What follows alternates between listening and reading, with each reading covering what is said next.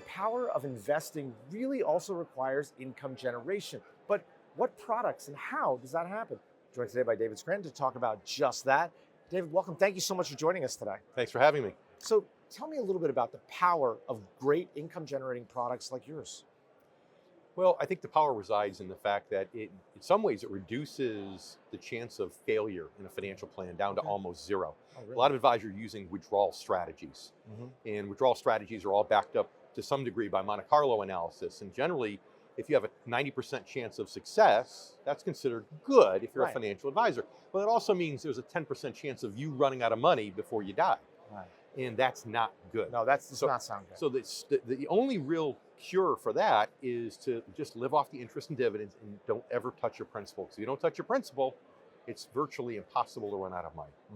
But that idea, especially, it's amazing that advisors who are very good at helping to, you grow your nest egg, have a difficult time sometimes with, disseminating that. Why do advisors sometimes struggle with this? I think a lot of it has to do with just brainwashing from the industry, where they're taught it's all about total return, total return, total return. They all judge each other against total return. And as a result, they're afraid to deviate from certain indices, right? Let's use equities. Let's say you go into a high dividend, value-based common stock strategy. Well, if you deviate too much from the S&P 500 index, let's say our strategy, where we have a dividend yield that's 3 times the S&P. Some years you're gonna outperform, some years you're gonna underperform. And they're afraid of those years in which you underperform because they're afraid they're going to lose clients, they're going to lose assets. So they get into this total return mindset, trying to track an index, trying to beat an index. And I think that means they fail to listen to what clients really want. And let's face it, people who are retired or approaching retirement, income for most of them is their number one goal, not necessarily total return.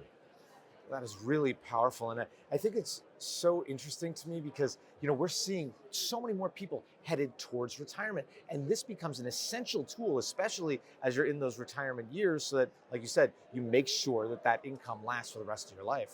That's right, it does.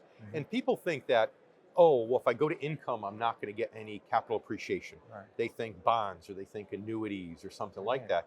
Well, of course, there are things like that that are really safe. Annuities are, in theory, have zero risk if you're in something that's fixed and pays income. Bonds are, a little riskier. Preferreds are a little riskier, but you can get decent income, decent dividend streams just through common equity strategies.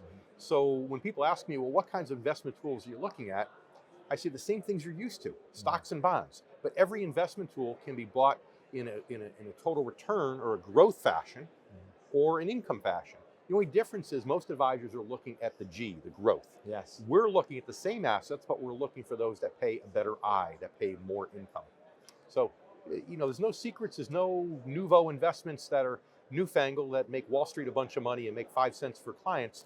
They're the things that people know every day. It's just which filter you use when you're looking at them. So important.